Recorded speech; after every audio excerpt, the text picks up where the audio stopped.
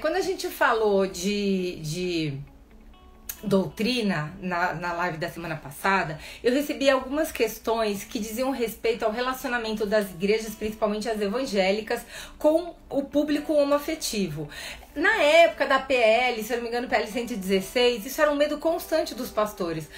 Será que eu vou ser obrigado a fazer o casamento de pessoas homoafetivas? Será que eu vou ser obrigado a manter na minha igreja pessoas homoafetivas, se esse não é o entendimento? Então, daquela igreja. Então, a primeira coisa que eu vou relembrar para vocês, eu já tenho falado disso.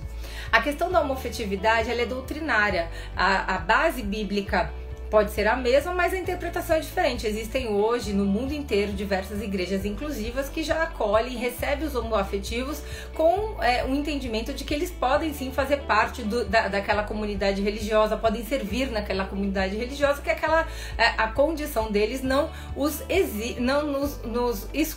exclui do convívio ou mesmo da prática cristã. Então, nesse sentido, uma igreja poderia proibir isso? Seria considerado, por exemplo, uma atitude de homofobia? Então, eu sempre falo que no âmbito religioso, uma igreja ela pode estabelecer aquilo que ela entende que coaduna com a sua fé.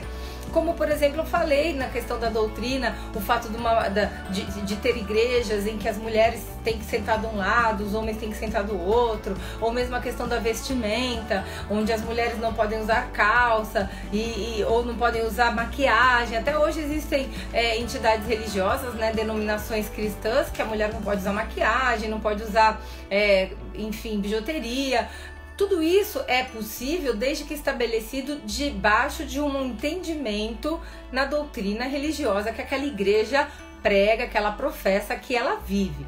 O que não pode acontecer são atos de discriminação que gere constrangimento, independentemente de qual vai ser o entendimento daquela entidade religiosa. Eu falei também já várias vezes, eu falo isso, que a igreja ela pode estabelecer o grupo que ela quiser como membro, ela pode escolher, Eu costumo dizer que pode ter até a igreja evangélica das mulheres de cabelo roxo, a igreja evangélica dos motoqueiros, a igreja evangélica só pode entrar quem está naquela condição.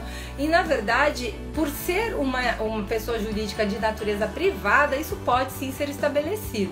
O que nunca pode acontecer é nenhum ato de discriminação que gere algum dano no âmbito moral, discriminação que gere prejuízo do ponto de vista do respeito a toda a nossa relação com o indivíduo, seja ele qual a crença for e qual a prática que ele tiver, seja no âmbito sexual, no âmbito moral, no âmbito pessoal.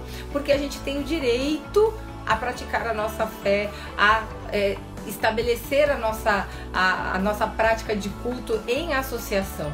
Então essa possibilidade ela é real tanto para uma entidade religiosa como para aquele, o que eu tenho dito, a liberdade de associação e a liberdade individual de crença. O que não pode acontecer é aquele entendimento ser imposto para ninguém. Então, da mesma forma que eu tenho direito a promover o culto enquanto uma entidade associativa, enquanto uma organização, aquele que se propõe a assistir o culto, ele tem que concordar com aquilo na condição de membro, mas na condição de visitante não, Então a gente pode sim permitir que aquela pessoa entre e vetar, por exemplo, a participação em ministérios de acordo com o entendimento de cada igreja. Então, a igreja proibir a entrada, ela até poderia, mas do ponto de vista da moral, e do respeito, quanto isso não seria prejudicial para a própria organização religiosa.